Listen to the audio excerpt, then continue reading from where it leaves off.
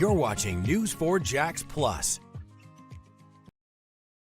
Hey everyone, I'm meteorologist Mark Collins. And I'm meteorologist Katie Garner. We do these streams together sometimes. We do. It's awesome. We do. Yeah, so we're talking about a major storm system that is going to be slamming the Pacific Northwest. This is a powerful hurricane force low pressure center. And it's actually altering the weather across the country, and it's sending us some really cold temperatures coming up. So we're going to focus on the chill moving in. This is the coldest air that we have seen in the Jacksonville area in 8 months. 8 months. And we're also going to talk about an atmospheric river and a record low pressure bomb cyclone that is in the Pacific that has just altered this weather pattern and sending the cold our way. It's sending it right our way. And when we know, yesterday we were talking a lot about we could see some rain. We needed that rain, but also I think everybody got up to their commute today pretty well. That rain broke up and actually stayed kind of south in South Florida.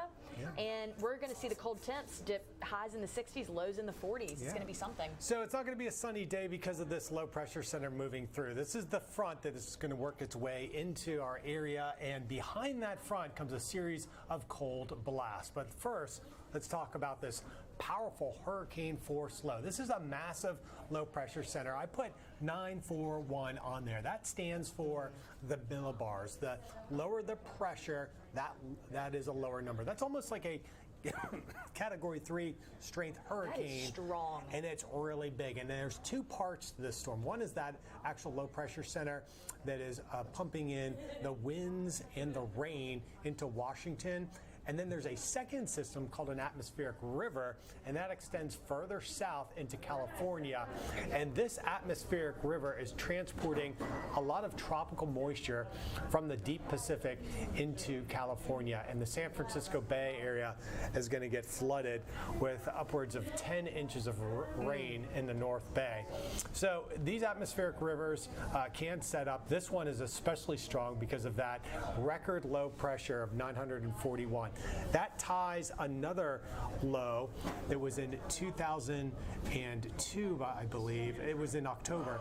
That was also a 941 low, and that was the lowest pressure ever recorded in that portion of the northeastern Pacific. I mean, that is low. When you think about it, that's really strong. It is. It's quite low, and it's quite impressive to have all this moisture, which is going to be slamming up into the Cascades, and that could create the type of lift that would allow for snow, heavy snow to fall in those higher mountains there in Northern California. Places like Mount Hood is going to get dumped on, and even up into Seattle once you get into those higher elevations. It's all rain down at the coast, but in that red, that's where the snow rates will start to increase due to this atmospheric river that's going to be flowing in to that area. So that's what's happening on the west coast. Now, I mentioned the power of this storm is going to alter the configuration of the jet stream. So they're going to be dealing with heavy rain through Thursday and Friday along the west coast, and that's going to lead to significant flood potential there in San Francisco.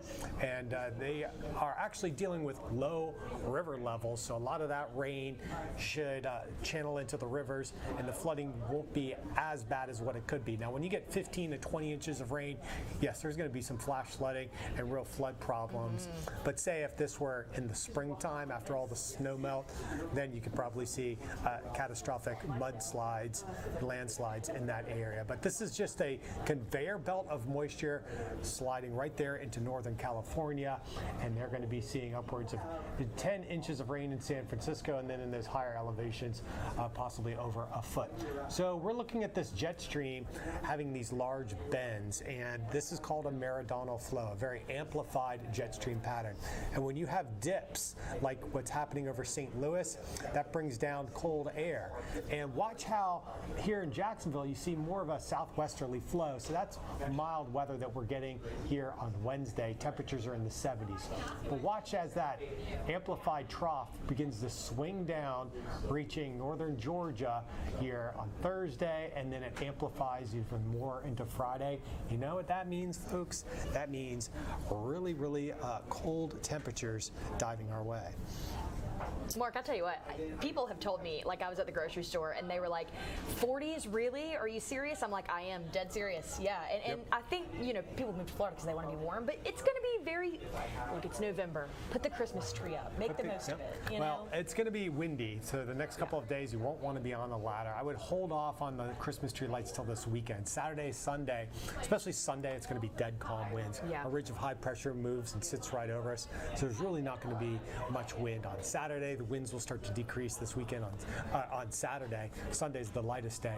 Saturday, still going to be out of the northwest, but we're looking at winds here that could be gusting up to 20 miles an hour as we head into the evening tonight. So we're talking about Wednesday evening, and then Thursday gusts of 20, possibly 30 miles per hour out of the northwest. And that's going to scour out all the clouds in our area here that we've been seeing. So that trough is really going to amplify the jet stream, and notice how the cold follows those troughs. So what you're seeing there in blue is the chance for snow over Ohio, and then a second round as this upper level low dips down into Cincinnati, down through Kentucky. They're going to be getting some snow coming in here late tonight, and then tomorrow, look at this snow that's reaching the Appalachian Mountains. It's all part of this second Alberta Clipper. So we're seeing the cold front, and then there's a second piece of energy that dives down over the Great Lakes, and this is tonight.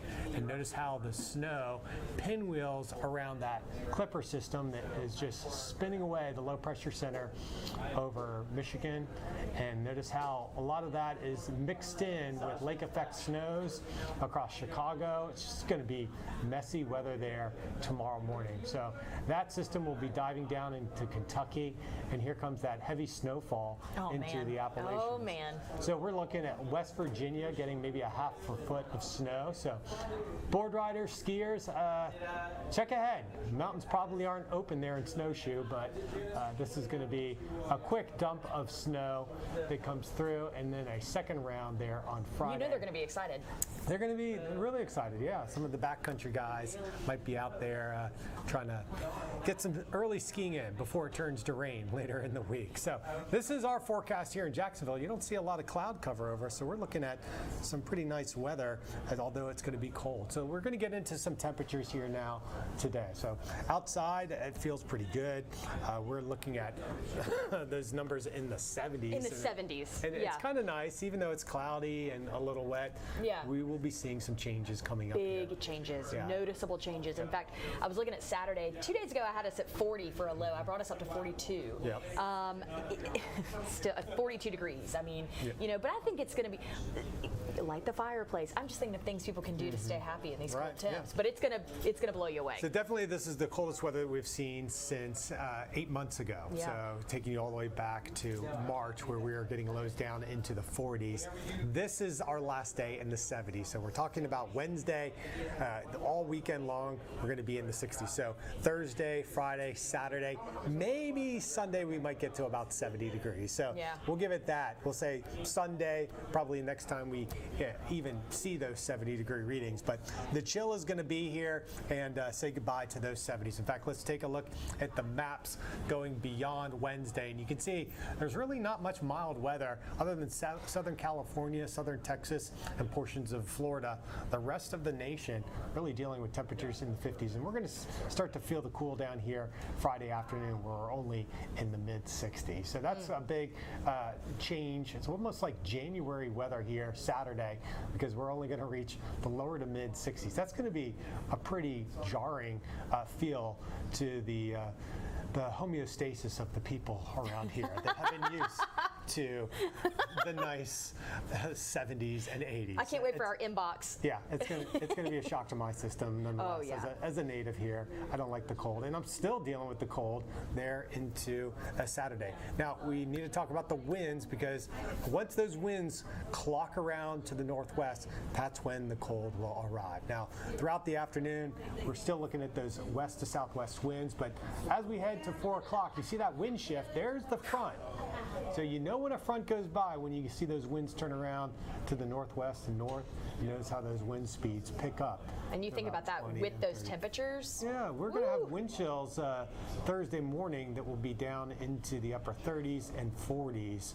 So it's going to be pretty chilly tomorrow morning because it's going to be windy and cold. So let's stress the fact here that as we head into tomorrow morning, you want the jacket. You have to have the jacket. The kids have to have the jacket. We're giving you a pretty good heads up that it's going to be really cold at the bus stop. It's going to be windy. Temperatures are going to be in the 40s. We could have wind chills in the 30s. So you need to convince the kids it's time to bring out the sweaters. Yeah, bring out your cool sweater. Yeah. You know, do it. It's not anything to mess around with. So that is when we say tonight, overnight lows usually happen at sunrise. So we're looking at Thursday morning. Now let's jump ahead to tomorrow night into Friday morning. You still see how cold it is. We're looking at readings down in the low 40s over inland areas and some upper 40s to low 50s along the beaches.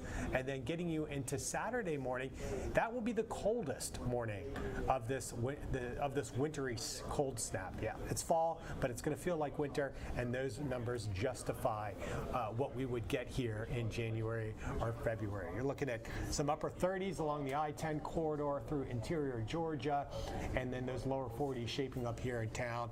And the bite of cold will be felt along the beach. No protection there from the ocean, not with the breezes that will be light out of the northwest. It's going to keep any influence of the ocean moderation away from the coast. Saturday, Sunday, afternoon highs. It's going to be sunny.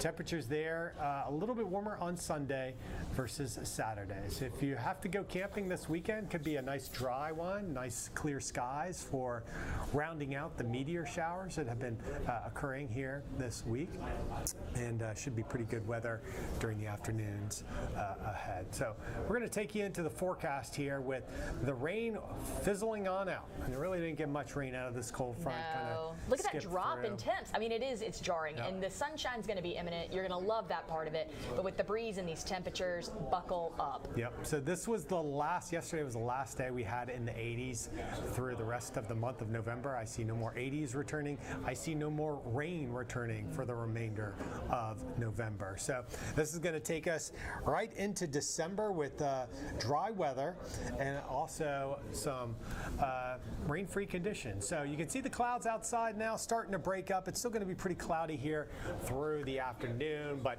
you might see just a sprinkle or two until that front swings on by. Really not any real good accumulation. And then once that front goes by, all that we talked about, that cold air is coming our way. Here it comes. Yep. Yeah. All right, so that wraps things up. Hopefully that's a really good explainer of how we're getting cold with that system that's tracking across the country. The timing, this is earlier than normal to get those cold snaps, and this is something that we really haven't felt in many months. So dress right, bring out the jackets. I've got my puff coat, yeah, my floor-length puffer. Try to stay cool. Yeah. All right, have a good one. Bye.